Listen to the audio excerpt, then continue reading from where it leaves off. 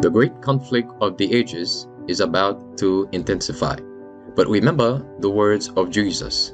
In me ye might have peace.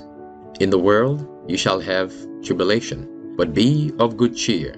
I have overcome the world.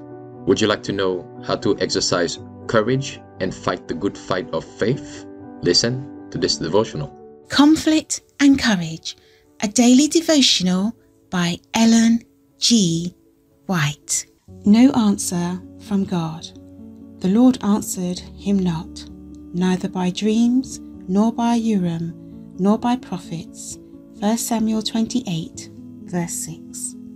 The Lord never turned away a soul that came to him in sincerity and humility. Why did he turn Saul away unanswered? The king had by his own act forfeited the benefits of all the methods of inquiring of God. He had rejected the counsel of Samuel the prophet. He had exiled David, the chosen of God. He had slain the priests of the Lord. He had sinned away the Spirit of grace. And could he be answered by dreams and revelations from the Lord? Saul did not turn to God with humility and repentance. It was not pardon for sin and reconciliation with God that he sought, but deliverance from his foes. By his own stubbornness and rebellion, he had cut himself off from God. There could be no return, but by the way of penitence and contrition. But the proud monarch, in his anguish and despair, determined to seek help from another source. It was told the king that a woman who had a familiar spirit was living in concealment at Endor. Disguising himself, Saul went forth by night with but 2 attendants to seek the retreat of the sorceress. What bondage so terrible as that of him who is given over to the control of the worst of tyrants, himself? Trusting God and obedience to his will were the only conditions upon which Saul could be king of Israel.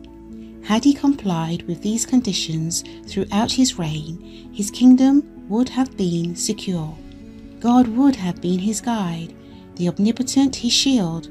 God had borne long with Saul, and although his rebellion and obstinacy had well nigh silenced the divine voice in the soul, there was still opportunity for repentance.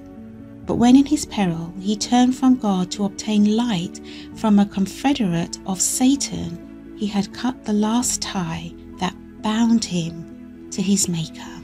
By consulting that spirit of darkness, Saul had destroyed himself. Oppressed by the horror of despair, it would be impossible for him to inspire his army with courage. Separated from the source of strength, he could not lead the minds of Israel to look to God as their helper. Thus, the prediction of evil would work its own accomplishment.